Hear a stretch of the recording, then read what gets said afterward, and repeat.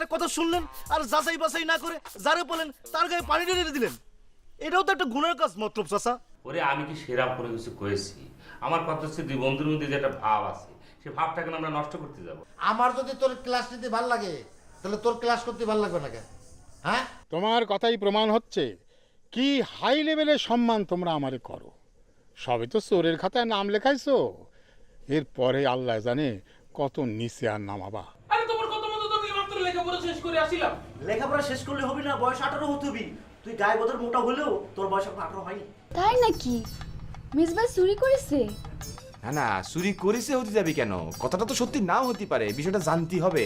যে ভালো তারে সৎ পথে আনুনের কি আছে? আছে। তাহলে পরে ছোট ভাই কি কব? ছোট ভাই কবি যে এই কথা কয়েছে তাকে টাটাস টাটাস করে চারটে চটকানা মারার জন্য।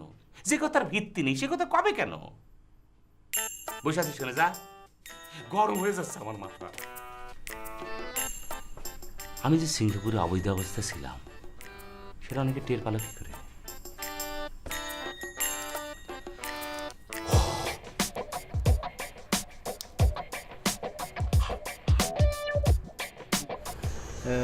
চাচা, আপনার কথাটা ঠিক আমি বুঝতে পারতেছি না।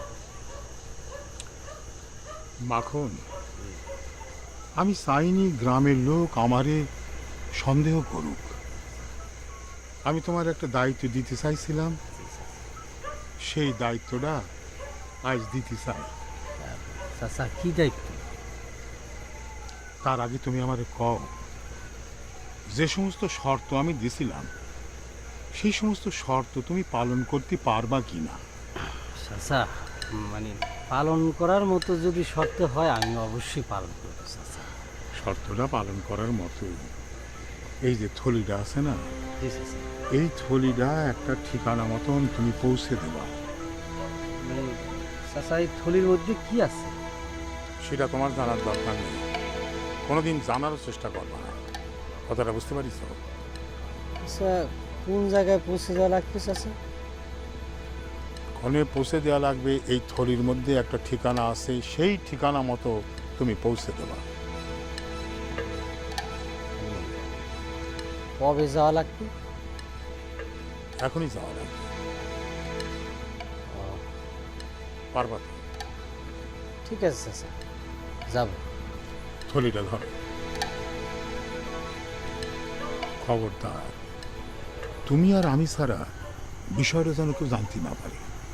চাচা, এটুকু আস্থা আমার উপর রাখবেন। আমার জীবন থাকতে আপনার দেওয়া দায়িত্ব কোনো প্রকার রদবদল হবে না। শোনো, তুমি চলে যাও, ফিরে আসার পর তোমার সাথে আমি দেখা করবো না। ঠিক আছে চাচা, দোয়া করবেন চাচা যেন আপনার দায়িত্ব ঠিক মতো পালন করবেন। আসসালামু আলাইকুম চাচা। ফি আমানিল্লাহ।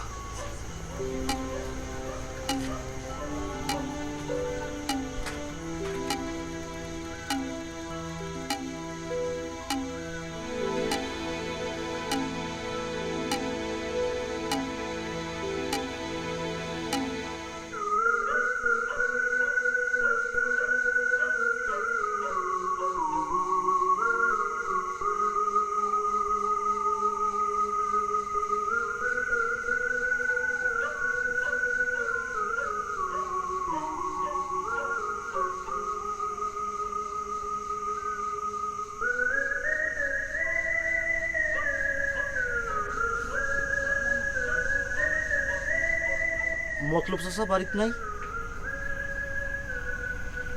নদী, তোমার কি মন খারাপ? না, হয়েছে কি, এদিক দিয়ে যাচ্ছিলাম, ভাবলাম মতলব চাচার সাথে আর তোমার সাথে একটু কথা কয়ে যায়। নদী, তোমাদের বাড়িতে আসলাম, বসতে কবা না?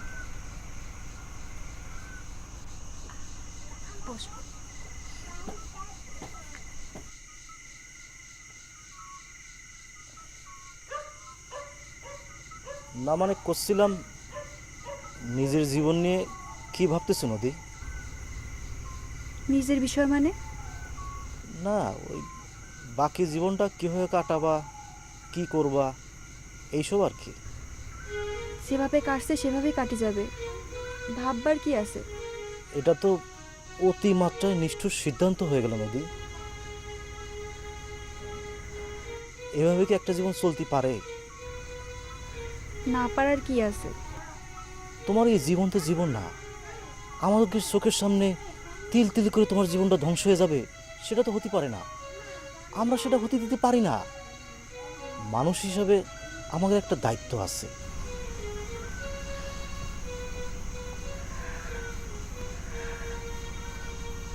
কি হলো, হাসলা যে? না, এমনি হাসি। নদী, তোমাকে একটা কথা কই, প্রত্যেক মানুষের জীবন অতীত থাকে, আবার সেই অতীত ভুলে যেতে হয়, ভবিষ্যতের দিকে আগাতে হয়। আমার মনে হয় তোমার ভবিষ্যৎ নিয়ে চিন্তা করা উচিত, অতীত নিয়ে বসে থাকা উচিত না। কথাটা ভাইবে দেখো। আমি আসি।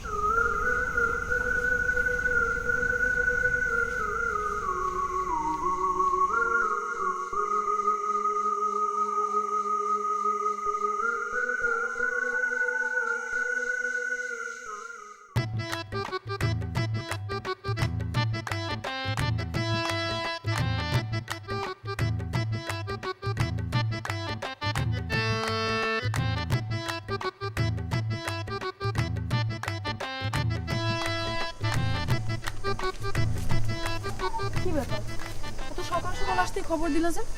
কোনো সমস্যা? না, কোনো সমস্যা না, মানে কথা বলার জন্য আর কি। কি কথা?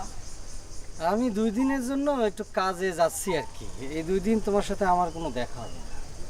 কোন জায়গায় যাবা? আছি এক জায়গায়, কিন্তু কোয়া যাবে না। কেন কওয়া যাবে না কেন? কোয়া নিষেধ আছে। মানা করেছে কিটা? সেটা কুলি পরে তো সব কিছু ফাঁস হয়ে যাবে না। কোন জায়গায় চুরি ডাকাতি করতে যাচ্ছ না তো? কি যে করছো না, আমার নাম হলো মাখন। মনটাও মাখনের মতো নরম। এত নরম মন নিয়ে কি চুরি ডাকাতি মানে এরকম হার্ড লেভেলের কাজ করা যায় কও? যে হার্ড লাইনে কথাবার্তা করতিছো, হার্ড লেভেলের কাজ যে করবো না তার বিশ্বাস কি? যাদের মনের মধ্যে অফুরন্ত ভালোবাসা ডাউনলোড করা থাকে তারা কি হার্ড লেভেলের কাজ করতে পারে? করতে গেলেই ভালোবাসা পেছন দিক দিয়ে টাইনে ধরে। আর কোনো কথা আছে? না, তবে তবে কি? না মানে 2 দিনের জন্য তো যাচ্ছি, তোমার সাথে তো আর দেখা হবে না। তো না মানে তোমার হাতটা যদি একটু বাড়াই দিতে তাহলে পরে একটু ধরতাম আর কি। মনে করি যে আমার মনে একটু খায়েশ হয়েছে। কিরম বদ খাস বাদ দেন, ভালো বেলা যান, ভালো বেলা ফিরে আসুন।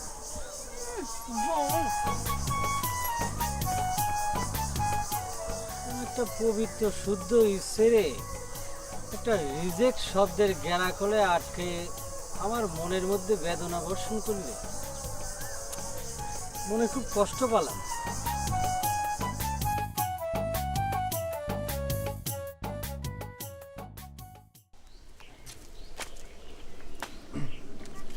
বক্তৃতার প্র্যাকটিসটা ঠিক মতো হচ্ছে না, আর একটু ভালো মতো করা দরকার। এটা তো ভালো মতো শিখতে হবে।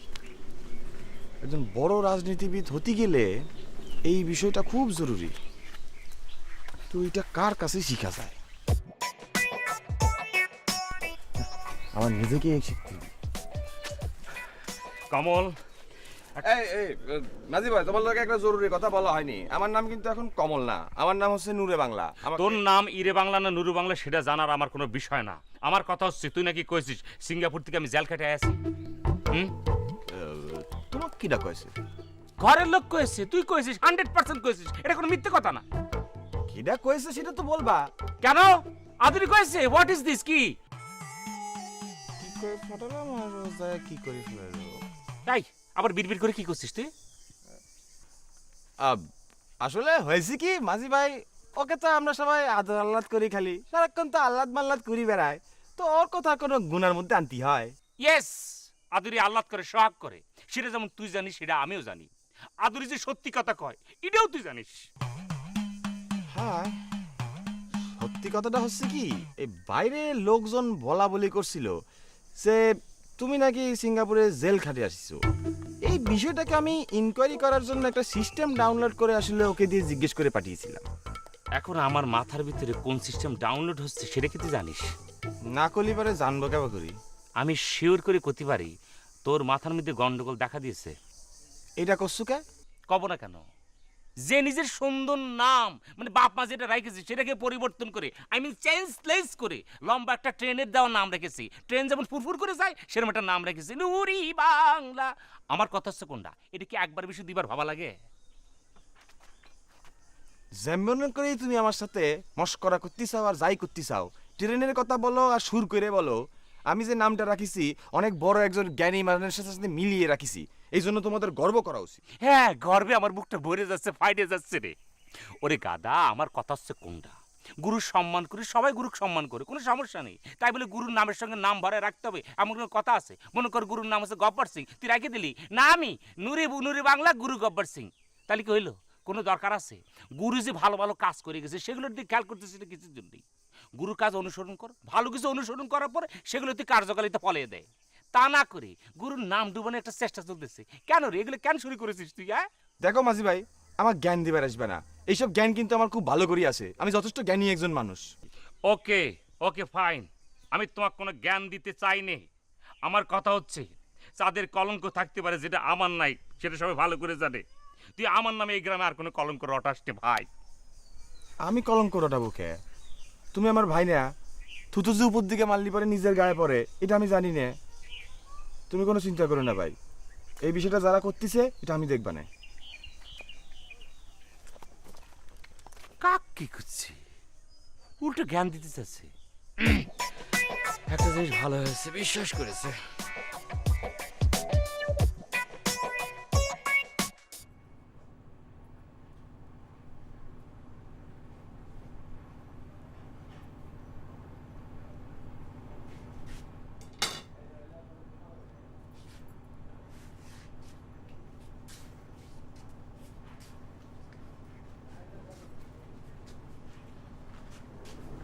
শোনো, ওই গুড্ডু স্কুল থেকে আসলি যেন খেলতে যেতে না পারে খেয়াল রাখবা। ঠিক আছে, রাখবো।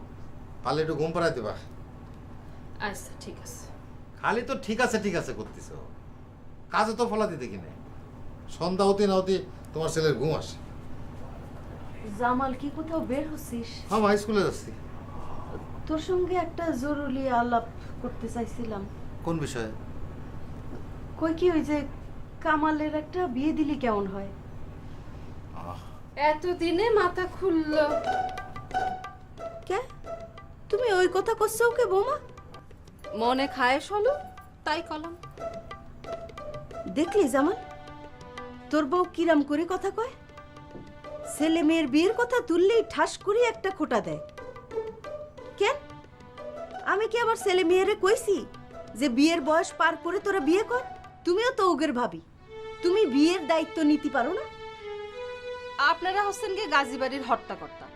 আপনারা যদি এবারের নিয়ম না ভাঙেন তাহলে পরে আমার কি সাধ্য এবারের নিয়ম ভাঙার?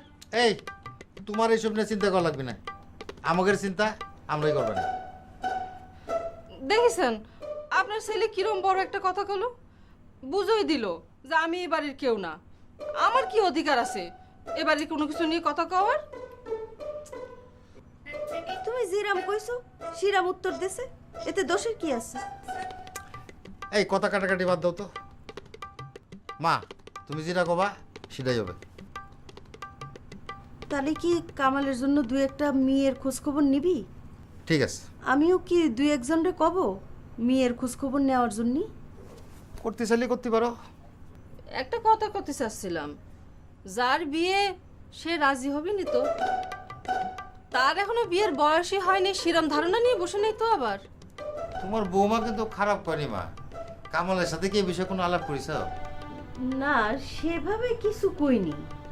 না, কামালের মতটাকে জানে না ভালো, পরে না আবার বেজ্জতি হতে হয়। আমি আসি তাহলে, মাসি।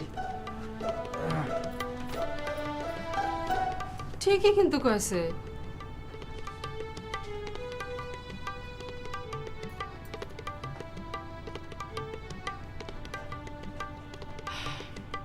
বলো মা, জরুরি তোমার কি কথা? কি এমন কথা তুমি ঘরের ভিতরে কতি বলো না, গাছতলা নিচে নিয়ে তুই আসো? দয়া করে মুখটা একটু চুপ থাকবি। ওহ, আমি যেটা কব সেটা তুই মনোযোগ দিয়ে শুনবি। হ্যাঁ কান শুনতেছি পাতি। শুনতেছি শুনতেছি, বলি যা। কতিছি এবার কিন্তু তোর বিয়ে দিয়ে দিব। জামাল রে কষি সুন্দর দেখে একটা মেয়ে দেখতে। আমার দ্বারা সম্ভব হবে না, আমি বিয়ে শাদী করবো না, সারা জীবন শ্রীকুমার হিসেবে থাকবো। তোমার যদি আরেকটা বউ দরকার পড়ে, একটা গ্রামের মেয়ে এনে ঘরে থুই দিও। সারা জীবন চিরকুমার হয়ে থাকবি। এই আই বুড়ো ছেলে আমি ঘরে রাখবো না।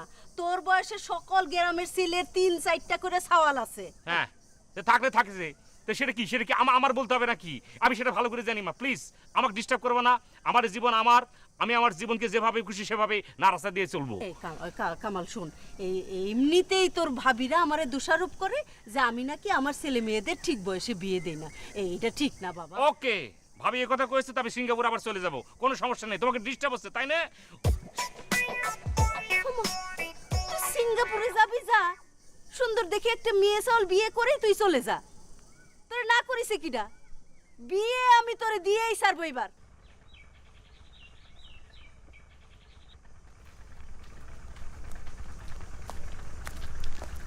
কিরাম আছিস? এই কারা কারা কারা? এই তুই এরম মুখ ঝামটা মেরে চলে যাচ্ছিস কে, কথার উত্তর না দি? আপনি গোর বাড়ির লোকেরা আমার লগে যে ব্যবহার করছে তারপর তো আপনি গোর লগে কথা কইতে ইচ্ছে করে না। কি করিছে? কেন আপনি জানেন না? তো জানলে তোকে জিজ্ঞেস করবো কে? কে না কে আপনি গোর বাড়ি ভাঙা বালতি আমাকে বাড়িতে গিয়ে রাইখা আসছে, তা নিয়ে আপনার মা আর ভাবি আমারে যা তা কয়ে গেল। বালতি তগের বাড়িতে কেউ রাখি গেছে, এই জন্য যাতা বলবি কে? আমরা নাকি আপনি গোর বালতি চুরি করছি। ওমা, তোরা বালতি চুরি করবি কে? হ্যাঁ আচ্ছা ঠিক আছে, আমি দেখবানে। অগ মাথায় মনে জটা বুদ্ধ ধরিছে, সারাতি হবি, সারাই দিবানে। এই জন্য তুই আমার সাথে এরকম মুখ ঝামটা মারি চলে যাচ্ছিস না? তুই মাঝে মধ্যে যখন হাসিস তখন তোকে কত সুন্দর লাগে। হাসি একটু। এই তো এখন কত সুন্দর লাগতেছে, সবসময় এরকম হাসি খুশি থাকবি। যা আসুন, ভালো কথা। তুই কি আমার নাম জানিস? আপনার নাম? হ্যাঁ, জানি তো, কমল। ওটা তো আগে ছিল, এখন নেই তো। এখন আমার নাম হচ্ছে নূরে বাংলা একে বজলুল হক। এখন থেকে আমাকে নূরে বাংলা ভাই বলে ডাকবি। হা করে চাই আছিস কে? শেরে বাংলা হেকে বজলুল হকের শিষ্য আমি। হ্যাঁ যা। উনিও কিন্তু এরকম অনেক ভালো ভালো কাজ করতে।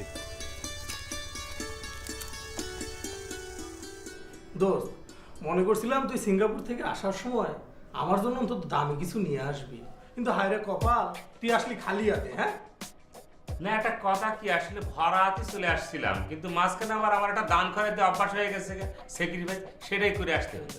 আরে বেটা, আগে নিজের আখের গোছা, এরপরে পরকালের চিন্তা করিস। তোকের মধ্যে তো আমি অত চিন্তা করি না। একালের কোনো চিন্তা আমার মাথার মধ্যে নেই, আমার যা চিন্তা পরকালে। একালের চিন্তায় পরকালে যাবে। তাহলে দোস্ত একটা কাজ কর, তোদের তো অনেক জমি জিরা, ওখান থেকে 1 বিঘা জমি তুই আমার নামে লিখে দে। আর সেখানে একটু ঝামেলা আছে। কি ঝামেলা? ঝামেলা মানে হচ্ছে জমি জিরাত তো সব আমার একার নামে না, ভাই বোন আছে না, সব তো ভাগ বাটোয়ারা করার পর তারপর আমি পাবো না। তাহলে আমি কিন্তু 1 বিঘা জমি পাচ্ছি, এটা কিন্তু নিশ্চিত। ওরে আল্লাহ, সেটা দেখা যাবে না, এত অস্থির তো। আচ্ছা তাহলে একটা কাজ কর, তোদের তো অনেক গাছ আছে, মেলা বড় বড় গাছ, ওখান থেকে কয়েকটা গাছ বেচে আমাকে 1 লাখ টাকা দে। তাহলে তুই যে দানশীল ব্যক্তি সেটা প্রকাশ পাবে সবার কাছে যে কামাল একজন দানশীল ব্যক্তি। সেখানেও বেকুব পাড়া কথাবার্তা চলছে, কিন্তু সেটাও তো একসাথে, সেটাও তো ভাগ বাটোয়ারা হওয়ার পর তারপরে পাবি। এ কি রে? তুই কি মনে করছিস তোর থেকে আমি ওই জমি জিরাতের টাকা নেব, আবার ওই গাছ বিক্রির টাকা নেব? আরে টাকা পয়সা বন্ধুত্ব সম্পর্ক নষ্ট করে, বুঝছিস?